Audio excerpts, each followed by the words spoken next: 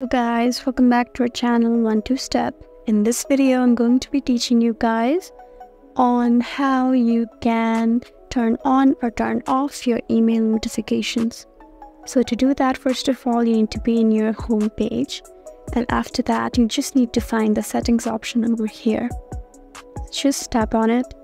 And then you need to find user settings and open it. Scroll down till you find the notification settings. And there you go, you can see email notifications over here. So you can choose what type of email notification that you want to turn on or turn off. I don't want notifications at all, so I'm just going to turn them off. And if you want to turn them on, just tap on it like this. And if you want to turn them off, and tap on Save Changes. And there you go. That's how you turn on or turn off your email notifications in your GoCardless account. If you found this video helpful, then please leave us a like and drop a comment down below.